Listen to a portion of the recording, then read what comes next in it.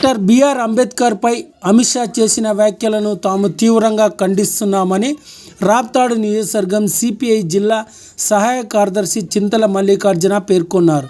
గురువారం సాయంత్రం 4:15 సమయంలో అనంతపురం జిల్లా కేంద్రంలోని డాక్టర్ బిఆర్ అంబేద్కర్ విగ్రహం వద్ద డాక్టర్ బిఆర్ అంబేద్కర్ పై అమిత్ షా చేసిన వ్యాఖ్యలను ఖండిస్తూ సిపిఐ పార్టీ ఆధ్వర్యంలో నిరసన కార్యక్రమాన్ని చేపట్టడం జరిగింది.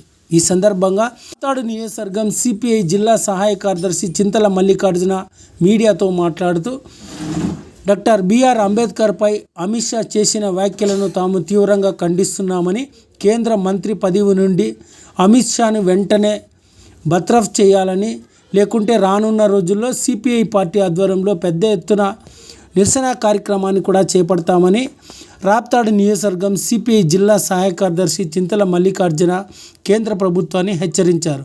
ఈ కార్యక్రమంలో సిపిఐ జిల్లా కార్యదర్శి జాఫర్, సిపిఐ నగర కార్యదర్శి శ్రీరాములు, ఏఐఎస్ఎఫ్ఐ జిల్లా అధ్యక్ష ప్రధాన కార్యదర్శులు హనుమంతరాయుడు, కుల్లాయి స్వామి, ఏఐవైఎఫ్ జిల్లా ప్రధాన కార్యదర్శి సంతోష్, ఏఐవైఎఫ్ జిల్లా ఉపాధ్యక్షుడు వంశీ రాధా, నగర అధ్యక్ష ప్రధాన కార్యదర్శి మంజునాథ, ఉమామహేష్, ఏఐవైఎఫ్ జిల్లా ఉపాధ్యక్షుడు మోహన్ కృష్ణ, ఇతర సిపిఐ అనుబంధ సంఘ నాయకులంతా కూడా పాల్గొని డాక్టర్ బిఆర్ అంబేద్కర్ పై అమిత్ షా చేసిన వ్యాఖ్యలను ఖండిస్తూ నిరసన కార్యక్రమాన్ని అంబేద్కర్ విగ్రహం వద్ద తెలిపారు. కలిగినటువంటి భారతదేశ రాజ్యాంగ నిర్మాత డాక్టర్ బిఆర్ అంబేద్కర్ పైన నిన్నటి రోజున కేంద్ర హోంశాఖ మంత్రి అమిత్ షా గారు అనుచిత వ్యాఖ్యలు చేయడాన్ని నిరసిస్తూ ఈరోజు భారత కమ్యూనిస్ట్ పార్టీ ప్రజా సంఘాల ఆధ్వర్యంలో రాష్ట్ర వ్యాప్తంగా నిరసన కార్యక్రమం నిర్వహిస్తూ ఉన్నాం. అమిత్ షా గారిని వెంటనే మంత్రి పదవి నుంచి బర్తరఫ్ చేయమని మేము డిమాండ్ చేస్తూ ఉంటే, మరోపక్క ఇవాళ పార్లమెంటులో ఇవాళ అమిత్ షా వ్యాఖ్యలకు నిరసనగా ఆందోళన నిర్వహిస్తున్నటువంటి కాంగ్రెస్ పార్టీ ఎంపీల పైన, కాంగ్రెస్ పార్టీ అధ్యక్షుడైనటువంటి మల్లికార్జున ఖార్గే పైన భౌతికంగా దాడులు చేస్తూ ఉన్నారు అంటే మీరు ఎన్నటికైనా తెగిస్తారనేది దాన్ని బట్టి స్పష్టంగా తెలుస్తుంది. ఈరోజు హోంమంత్రి అమిత్ షా కావచ్చు, లేదంటే నరేంద్ర మోడీ కావచ్చు, డాక్టర్ బిఆర్ అంబేద్కర్ రచించినటువంటి రాజ్యాంగం వల్ల వాళ్ళకి ఆ పదవులు వచ్చాయి. ఆయన రచించినటువంటి రాజ్యాంగం వల్ల ప్రమాణం చేసి ఆ పదవిలో కూర్చున్నటువంటి వ్యక్తులు ఇవాళ ఆయననే అవమానకర పద్ధతులు వేస్తూ ఉన్నారు. వీరందరూ కూడా ఆది నుంచి కూడా రాజ్యాంగాన్ని రచించినటువంటి అంబేద్కర్ పైన కానీ రాజ్యాంగాన్ని పైన వీళ్ళకి ప్రేమ లేదు.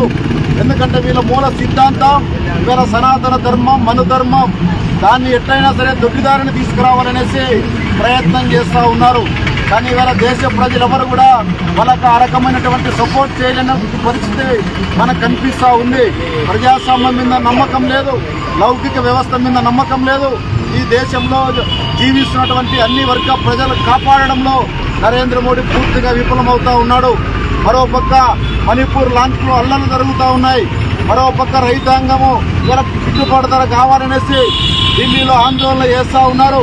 మరోపక్క జమిలీ ఎన్నికలు వద్దనేసి ఈ దేశంలో ఉన్నటువంటి అన్ని ప్రధాన రాజకీయ పార్టీలు వ్యతిరేకిస్తూ ఉన్నప్పటికీ కూడా వీళ్ళు సొంత అజెండాతో ముందుకు పోతూ ఇవాళ, ఎందుకంటే ఇవాళ ఏ జమిలీ ఎన్నికలైతే ఇవాళ రాజ్యాంగం ప్రకారంగా ఆమోదం పొందడానికి అడ్డంకుగా ఉందనే ఒక ఆలోచనతోనే భారత రాజ్యాంగాన్ని ఇవాళ రద్దు చేసి వీళ్ళు సొంత రాజ్యాంగాన్ని ఏర్పాటు చేయడంలో భాగంగానే వాళ్ళు ఓర్చుకోలేనటువంటి పద్ధతుల్లో ఇవాళ అంబేద్కర్ని ఇవాళ అవహేళన చేస్తూ ఉన్నారు.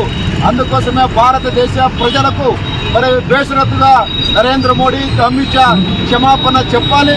నిజంగా అమిత్ షాకి ఈ దేశ రాజ్యాంగం పైన నమ్మకం ఉంటే, లేదంటే నరేంద్ర మోడీ మీద నమ్మకం ఉంటే వెంటనే అతను బర్తరఫ్ చేయాలనేసి భారత కమ్యూనిస్ట్ పార్టీగా డిమాండ్ చేస్తూ ఉన్నాం.